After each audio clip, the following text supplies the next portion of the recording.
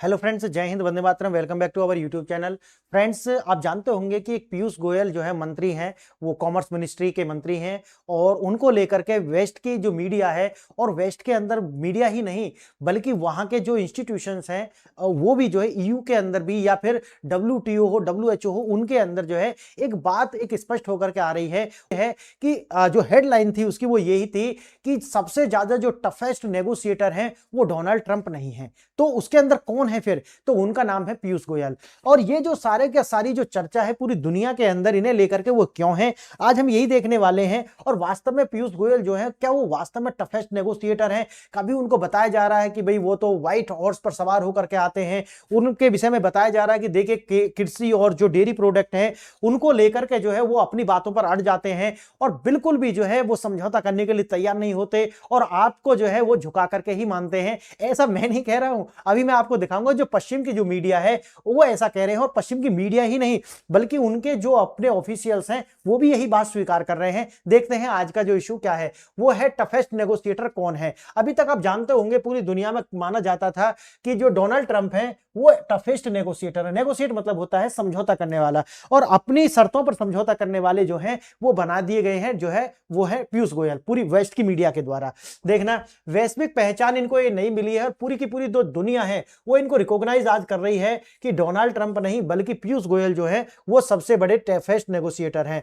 Negotiation की जो Cliff hanging जो है वो इनको अच्छे तरीका से आती है। वे भारत के रणनीतिक हितों की रक्षा के लिए अंत तक जो है अडिग रहते हैं और असर्टिव मतलब है लगातार पुश करते रहते हैं अपने विचारों को जब तक वो सामने वाला उनके विचारों से सहमत ना हो जाए।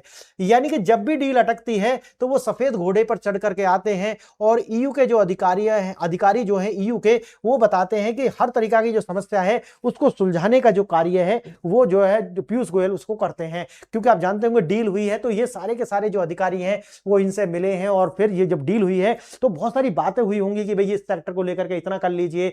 जब बात होती है तो वहां पर बात आती है कि आप जो है सामने वाले को किस तरीका से जो है वो राजी कर लेते हैं अपनी बातों से, अपनी जो अपना पक्ष है उसको किस तरीका से आप सामने रखते हैं तथ्यों के साथ में कि सामने वाला आपके साथ जो है सहमत हो जाता है। तो उसके लिए आपको बताया जा रहा है कि भैया पीयूष गोयल जो है उनका कोई तोड़ नहीं है पूरी दुनिया के अंदर।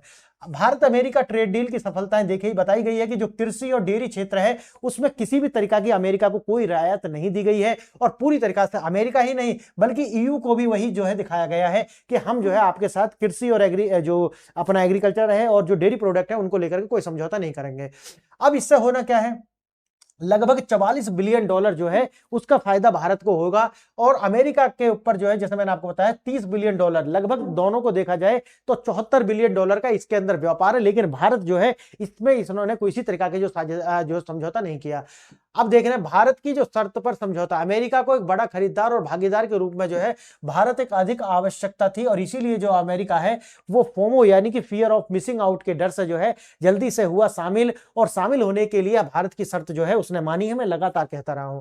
अब बात आती है कि जो पश्चिम का मीडिया और जो उनके जो ऑफिशियल्स हैं वो क्यों इनको जो है टफेस्ट नेगोशिएटर बता रहे हैं। वो देखिए, डोनाल्ड ट्रंप नहीं है बल्कि भारत के पीयूष गोयल जो है वो टफेस्ट नेगोशिएटर हैं। एक पत्रिका है या उनका जो न्यूज़पेपर भी है पॉलिटिको, उसके अंदर छपता है meet the world's toughest trade negotiator, it's not a Donald Trump. यानी कि ये जो हेडलाइन है ये पश्चिम के अंदर काफी जो है शोर गूंजता है इसका कि आखिर डोनाल्ड ट्रंप को कैसे जो हम पीछा कर सकते हैं, और उसके कारण बताए हैं। जैसे यूरोपियन और अमेरिकन मीडिया जो है पॉलिटिको ने डिक्लेयर किया है कि पीयूष गोयल जो है वो टफेस्ट नेगोशिएटर्स हैं और उनके अंदर ट्रंप से ज्यादा जो है नेगोशिएशन की स्किल्स हैं।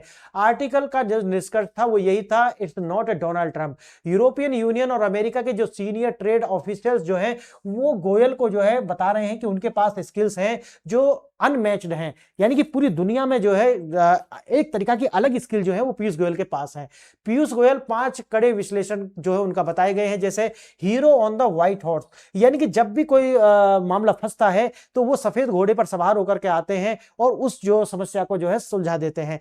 फिर आता है उनको किसी ने दिया है रॉक स्टार, यानी कि पीयूष गोयल जो है वो रॉक स्टार है, ऐसा कहना है पश्चिम की मीडिया का। वर्ल्ड्स टफेस्ट नेगोशिएटर, दुनिया के सबसे बड़े जो है वो नेगोशिएटर हैं डोनाल्ड डोनाल्ड ट्रंप नहीं है। और उसके बाद आता है शोमैनशिप शैवी, यानी कि सूझबूझ और प्रदर्शन करने वाले हैं ये लीडर। और एक उनका दिया है इंडियाज वीपन, यानी कि भारत का हथियार। ये सारे के सारे जो नाम है, ये उपलब्धि या ये जो उपाधि है, ये पश्चिम की मीडिया ने इनको दी है और उनके जो ऑफिशियल्स हैं उनके द्वारा इनको दी गई हैं।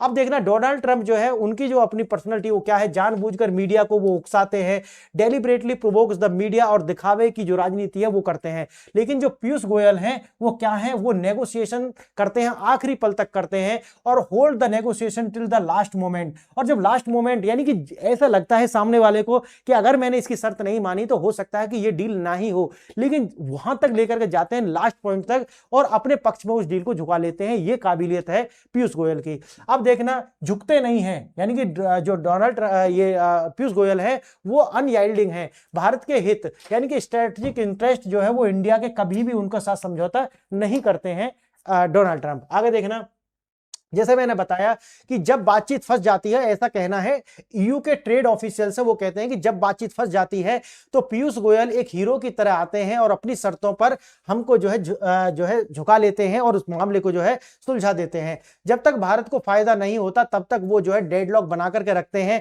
और सस्पेंस क्रिएट करके रखते हैं, और जैसे ही भारत को फायदा हो जाता है तुरंत वो जो है उस पर राजी हो जाते हैं। इसी तरीका का जो यूएस ट्रेड रिप्रेजेंटेटिव है रॉबर्ट लेथिजर, इनके द्वारा भी यही कहना है कि भारत के साथ नेगोशिएशन मुश्किल थी क्योंकि पीयूष गोयल कंप्रोमाइज नहीं थे और उनका जो डीएनए है वो यही है कि जो भी होगा भारत के हित में होगा। तो ऐसे लीडर की हमें जरूरत है। नतीजा है भारत ने स्टील, टेक्सटाइल और कार्बन टैक्स जैसे मुद्दों पर जो है बहुत ज्यादा जो है कंसेशंस और रियायतें जो है प्राप्त कर ली हैं।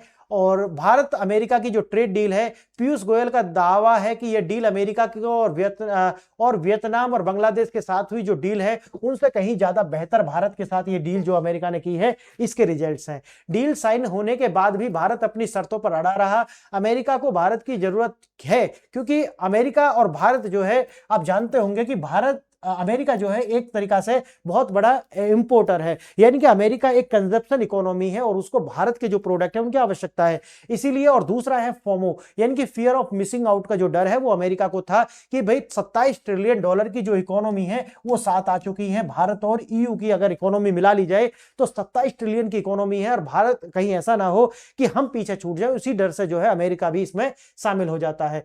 4 बिलियन एक्सपोर्ट, 30 बिलियन एक्सपोर्ट। देखना यही है कि भारत जो है कितना करेगा, लगभग 44 बिलियन का अमेरिका को भेजेगा और भारत को जो आएगा वो है 30 बिलियन का। अब यही है कि टैरिफ, जैसे कि आप जानते हैं कि भारत पर टैरिफ कितना है, 0, और हम लगाएंगे कितना, 18%। तो आप समझिए इस बात को। टोटल मर्चेंडाइज एक्सपोर्ट्स को कवर किया गया है। इंपैक्ट है भारत सामान अब अमेरिकी बाजार में ज्यादा कॉम्पिटेटिव हो जाएगा। क्यों? क्योंकि महंगा नहीं होगा तो इसका मतलब कॉम्पिटेटिव होगा। किसानों पर कोई समझौता नहीं हुआ है, जैसे मैंने पहले बताया है आपको, बहुत सारी वीडियो में बता चुका हूं कि किसानों के और जो डेयरी प्रोडक्ट्स हैं उन पर किसी भी तरीका का कोई समझौता हमने नहीं किया है। यूएस ट्रेड रिप्रेजेंटेटिव्स का बयान है कि एग्रीकल्चर साइट्स पर 98% जो भारत का जो पास है उनके राइट्स हैं और भारत जो है इस पर अपर हैंड रखता है।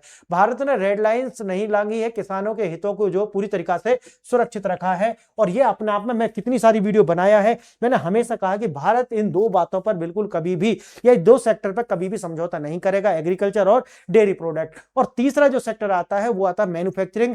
चाइना जैसे जो बड़े मैन्युफैक्चरर कंट्री है, अगर वो किसी संगठन में शामिल होते हैं तो भारत वहां पर भी जो है कभी भी समझौता यानी कि एफटीए नहीं करेगा। याद होगा आपको किस तरीका से भारत जो है आसियान से बाहर निकल करके आया था। शायद इधर ही कोई एक मीटिंग थी जहां पर भारत को शामिल होना था, लेकिन भारत ने उस पर सिग्नेचर नहीं किए, तो वो चाइना ही था उसका कारण। अब देखना है न्यू इंडिया जो शर्तें मानता नहीं है, शर्तें मनवाता है। पीयूष गोयल जो है वो स्टाइल और व्हाइट हॉर्स एंट्री साबित कर दिया है। अब बराबरी से बात करते हैं, चाहे यूरोप हो या अमेरिका, दुनिया भर के जो टर्म्स हैं और ट्रेड्स जो है वो भारत की बातों को मानने के लिए मजबूर होते हैं। भारत अब केवल एक बाजार नहीं है बल्कि एक ग्लोबल शक्ति बन गया है। और जब हम कहते हैं कि भारत एक बाजार नहीं है, एक ग्लोबल शक्ति है, तो आप इससे क्या अतिशयोक्ति समझते हैं? नहीं। क्यों मैं बता रहा हूं आपको, क्योंकि भारत, आप जानते होंगे कि भारत के पास में इस समय दुनिया की सबसे तेजी से बढ़ती हुई क्या है, जीडीपी ग्रोथ लगभग 7.2 का रखा हुआ है। देखिए, जब हम कोई बात कहते हैं तो उसके लिए सब्सटेंशियल एग्जांपल्स और डेटा हमारे पास होना चाहिए, नहीं तो फिर हवा हवाई हो जाता है। वही बात है जब मैं कहता हूं कि भारत एक ग्लोबल शक्ति है, तो ये क्या है, ये एक लाइन है और इस लाइन के पीछे कुछ तो ऐसे फैक्ट होंगे ना। हाँ, वही मैं आपको बता रहा हूं। भारत का जो है कितना है, आप जब समझिए 7.2% की ग्रोथ रेट है जीडीपी की, साथ ही साथ 67% आबादी ऐसी है जिसकी जो एज है वो लगभग कितना है, 35 साल से क्या है, कम है। आप और देखेंगे भारत के पास $709 बिलियन का जो है क्या है, फोरेक्स है, यानी कि फॉरेन रिजर्व इस टाइम है हमारे पास। और साथ ही साथ क्या है कि विश्व के अंदर जो है जिस तरीका का जो माहौल बना हुआ है कि पॉपुलेशन है नहीं वेस्ट के पास में, लेकिन टेक्नोलॉजी है, लेकिन भारत के पास में अगर टेक्नोलॉजी नहीं है या उस तरीका की नहीं है, तो भारत के पास ये जो है संभावना बनती है कि अगर विश्व में अगर प्रोडक्शन आपको करना है तो आइए भारत के अंदर अपने प्लांट लगाइए। भारत आपको जो है वो पॉपुलेशन प्रोवाइड करेगा। और ऐसा नहीं कि सिर्फ ये पॉपुलेशन हमारे पास है, बल्कि अमेरिका और जो यूरोप के देश हैं उनकी मिलती हुई जो सभ्यता की भी जब मैं बात करता हूं, वो कह रहा हूं खासकर एजुकेशन को लेकर के और पॉलिटिकल सिस्टम, यानी कि हमारे यहां आप देखोगे कि जो पॉलिटिकल सिस्टम है वो क्या है, डेमोक्रेसी है, और साथ ही साथ में 2014 के बाद में पॉलिटिकल स्टेबिलिटी भी देखने के लिए मिलती है। तो ये अपने आप में जो 4-5-6 तथ्य मैंने बताए, ये हर देश के अंदर नहीं मिलते हैं। और हमारे यहाँ पर स्वतंत्र जुडिशरी है, ये बहुत सारे ऐसे फैक्टर हैं जो भारत को अपने आप में एक ग्लोबल शक्ति के रूप में रिप्रेजेंट करते हैं। ये एक ऐसी चुंबक पैदा करते हैं कि दुनिया भर की जो लीडर्स हैं और जो कंपनी है वो भारत के अंदर आए और इन्वेस्ट करें। क्लियर है? तो आज के लिए इतना ही। अगर वीडियो आपको अच्छा लगा है तो वीडियो को लाइक, शेयर एंड सब्सक्राइब कीजिए। अगर आप किसी तरीका का बदलाव चाहते हैं तो उसके लिए आप कमेंट कर सकते हैं। नेक्स्ट वीडियो में मैं उसको जो है शामिल करने का प्रयास करूंगा। आपने वीडियो यहाँ तक देखी, इसके लिए बहुत बहुत धन्यवाद। नमस्कार, जय हिंद।